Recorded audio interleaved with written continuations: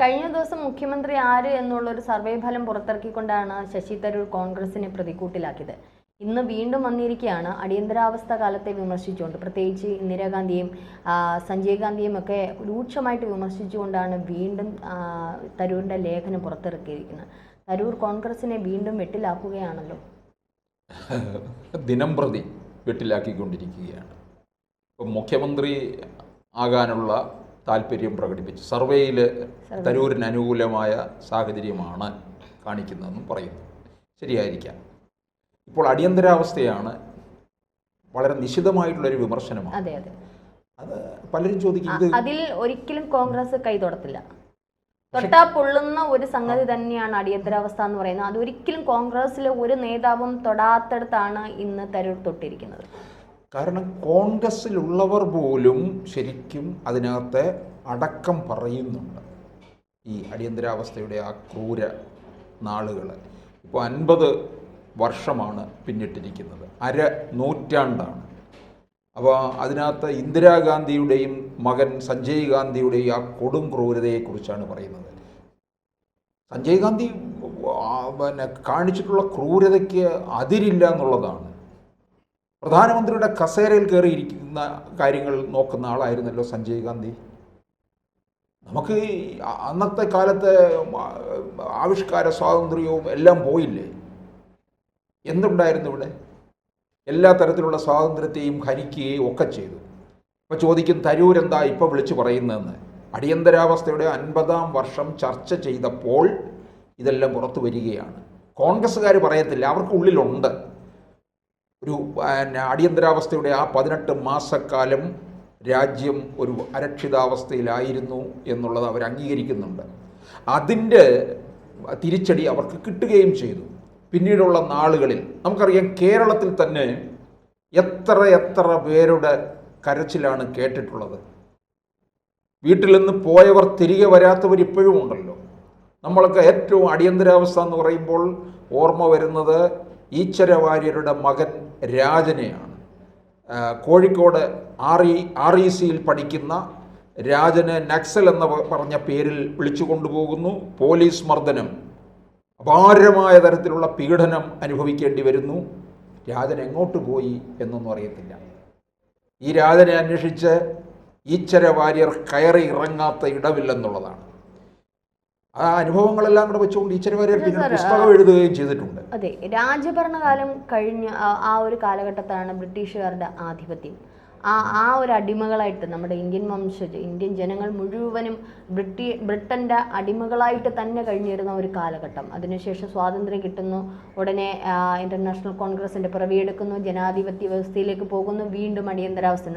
ശരിക്കും പറഞ്ഞാൽ അന്നത്തെ കാലത്തെ ജനങ്ങൾ, ഒരുപക്ഷെ സാറൊക്കെ ആ കാലഘട്ടത്തിൽ ഉണ്ടായിരുന്നതായിരിക്കണം, പക്ഷെ ആ ഒരു കാലഘട്ടത്തിലെ ജനങ്ങൾ ഒരു അടിമത്ത വ്യവസ്ഥയിൽ നിന്ന് ഒന്ന് കയറി വരുന്ന സന്ദർഭത്തിലാണ് ഈ ഒരു അടിയന്തരാവസ്ഥയ്ക്ക്, ഒരു പക്ഷേ ഇന്നത്തെ പോലെ ഇന്നിപ്പോൾ ഈ ഒരു അടിയന്തരാവസ്ഥയൊക്കെ വന്നാൽ ജനത്തിന് എങ്ങനെ നേരിടണമെന്ന് അറിയാം. പക്ഷെ അന്ന് അങ്ങനെയല്ലായിരുന്നു.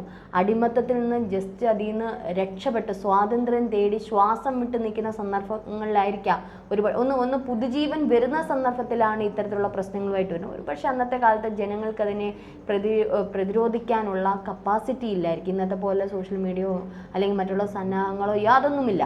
അപ്പം ഇന്ന് പക്ഷേ അതങ്ങനെ ഉണ്ടാവണമെന്നില്ല. ഇനിയിപ്പോൾ അടിയന്തരാവസ്ഥ മാത്രമല്ല, പല ഭരണങ്ങളുടെയും രാജഭരണകാലം തൊട്ടുള്ള പല ഭരണങ്ങളുടെയും തിക്താനുഭവങ്ങൾ ജനങ്ങൾ അനുഭവിച്ചിട്ടുണ്ട്. പക്ഷെ അത് വീണ്ടും ഇട്ടെറിഞ്ഞ് അത് ചൊറിയുമ്പോൾ സ്വന്തം നടുവിനെ തന്നെ ഒടിക്കുന്ന തരത്തിൽ, സ്വന്തം നട്ടലിനെ തരൂർ ഒടിക്കുമ്പോൾ ഉണ്ടാകുന്ന വിമർശനങ്ങൾ മാത്രമല്ല, പലർക്കും പൊള്ളുന്ന തരത്തിൽ വരുമ്പോൾ അത് മറ്റൊരു ദുരന്തത്തിലേക്കല്ലേ, മറ്റൊരു രാഷ്ട്രീയത്തിൻ്റെ, കോൺഗ്രസ് എന്ന രാഷ്ട്രീയത്തിൻ്റെ ഭാവിയിലേക്കല്ലേ വിരൽ ചൂണ്ടുന്നത്.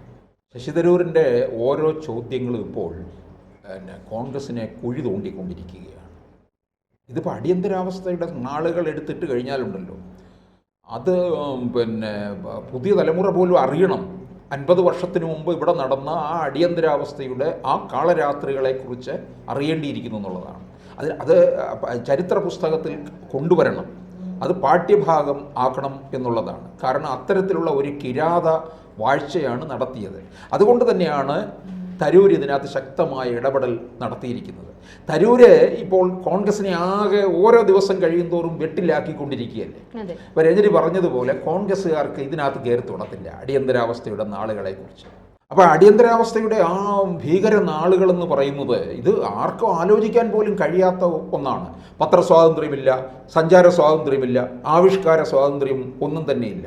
അന്ന് കേരളത്തിലെ നിരവധി എഴുത്തുകാരൊക്കെ ഈ അടിയന്തരാവസ്ഥയെ വാനോളം പുകഴ്ത്തിക്കൊണ്ട് നടന്നിട്ടുണ്ട്, അറിയാമോ? അന്ന് ഇവരുടെ 20 പരിപാടി ഇപ്പോഴും ഓർമ്മയുണ്ട്. 20 പരിപാടി ബുക്ക്ലെറ്റായിട്ട് വരുന്നു, അതിനെ വാഴ്ത്തുന്നു. പത്രങ്ങളൊക്കെ വെറും 4 പേജേ ഉള്ളൂ, 2 ഷീറ്റ്. അതിനകത്ത് മുഴുവൻ ഇന്ദിരാഗാന്ധിയുടെ അവദാനങ്ങൾ വാഴ്ത്തിക്കൊണ്ടിരിക്കുന്നതാണ്, അല്ലാതെ അതിനെതിരെ വിമർശിച്ചുകൊണ്ടൊന്നും അല്ല. ഞാനിപ്പോഴും ഓർക്കുന്നുണ്ട്, അന്ന് ആരൊക്കെ പറയുന്നത് കേട്ടിട്ടുണ്ട്, തമാശയ്ക്കാണ്. ഒരാളൊരു ഉഴുന്നുവഴ എടുത്തിട്ട് അതിനകത്തോടെ നോക്കിയിട്ടോ ഇന്ദിരാഗാന്ധി ഇതിനകത്തോടെ കാണാമല്ലോ, അപ്പോൾ തന്നെ അയാളെ ലോക്കപ്പിലാക്കി, ആരോ ഒറ്റുകൊടുത്ത്. ഇങ്ങനെയൊക്കെ പറഞ്ഞു കേട്ടിട്ടുള്ളതാണ്. ആയിരിക്കും എന്നല്ല, ആണ് എന്നുള്ളത് ഉറപ്പാണ്. കാരണം അത്തരത്തിലുള്ള ഒരു ഭരണമാണ് നടന്നത് ആ കാലയളവിൽ. അപ്പോൾ എന്തായാലും ഇദ്ദേഹം ശശി തരൂര് രണ്ടും കൽപ്പിച്ച് നിൽക്കുക. എന്താ പിന്നെ കോൺഗ്രസ് അനങ്ങാത്തത്? കോൺഗ്രസ് തരൂരിൻ്റെ മേൽ എന്ത് നടപടി എടുക്കും? ഇവർ എവിടുന്ന് തുടങ്ങിയതാണ്? നമ്മൾ ഈ പഹൽഗാമിലെ ആക്രമണത്തിന് ശേഷം തരൂരിനെ കേന്ദ്ര സർക്കാർ കയ്യിലെടുത്തു, അല്ലേ?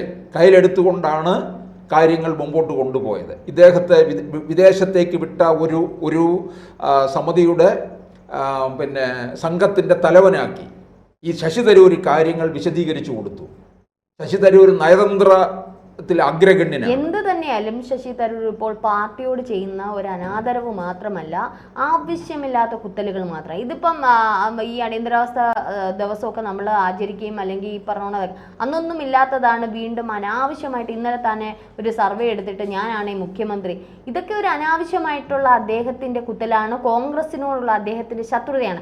അങ്ങനെയാണെങ്കിൽ ഇറങ്ങിപ്പോ ഹേ എന്ന് പറയേണ്ടിയിരിക്കുന്ന കോൺഗ്രസും ഇപ്പോൾ മൗനമായിട്ടിരിക്കുക. എന്തായാലും ഹൈക്കമാൻഡ് തീർച്ചയായും ഇന്ന് ഇടപെടൽ ഉണ്ടായിരിക്കുന്നു. VD സതീശനോട് മാധ്യമങ്ങൾ ചോദിച്ചു. അപ്പം അദ്ദേഹം പറയുന്നത് കേന്ദ്രം ഹൈക്കമാൻഡ് അത് തീരുമാനിച്ചു, നേതൃത്വം അത് തീരുമാനിച്ചോളൂ, ഞങ്ങളല്ല അത്. എനിക്കതിന് മറുപടി ഉണ്ട് പറയാൻ, പക്ഷേ ഞങ്ങളത് പറയാത്തതാണ്. കാരണം അദ്ദേഹത്തിനെ നോക്കുന്ന അല്ലെ ഇദ്ദേഹത്തിൻ്റെ കാര്യങ്ങൾ എന്താണെന്ന് വെച്ചാൽ തീരുമാനിക്കേണ്ടെന്ന് ഹൈക്കമാൻഡാണ്, അവരത് നോക്കിക്കോളും. ഏതായാലും കോൺഗ്രസ് നേതൃത്വം ഇനി തരൂരിനെ വെച്ചു പൊറുപ്പിക്കില്ല. കാരണം അത്രത്തോളം എത്തിക്കഴിഞ്ഞു.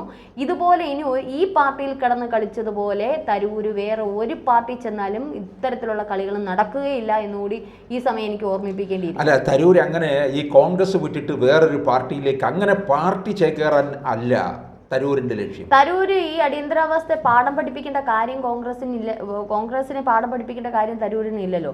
എന്താണ് അടിയന്തരാവസ്ഥ എന്ന് എല്ലാവർക്കും അറിയാം, ഏത് കുട്ടികൾക്കും അറിയാം, ഏത് മുതിർന്നവർക്കും അറിയാം, ആർക്കും അറിയാം, ഏതോ രാഷ്ട്രീയ പാർട്ടിക്കും മത സംഘടനകൾക്കും അറിയാം. അപ്പോൾ ഇനി അത് കൂടുതൽ തരൂര് പഠിപ്പിക്കേണ്ട കാര്യമില്ല. തരൂര് കോൺഗ്രസ് എന്ന പാർട്ടിയുടെ നട്ടെല്ല് ഒടിച്ച് നാമാവിശേഷമാക്കണം എന്നുള്ള ഒറ്റ ഒരു ആഗ്രഹം മാത്രമേ തരൂരുള്ളൂ. തരൂര് ഈ കാണിക്കുന്നത് വെറും എന്താ പറയുന്നത് പറയാൻ പറ്റും. ആ അടിയന്തരാവസ്ഥയുടെ നാളുകൾ വെച്ചുകൊണ്ട് കോൺഗ്രസിനെ ഒന്നുകൂടെ പ്രതിക്കൂട്ടിലാക്കുകയാണ് തരൂർ ചെയ്യുന്നത്. അത് കോൺഗ്രസിന് എന്തേലും ധീരമായ നിലപാടെടുത്താൽ നന്നായിരിക്കും.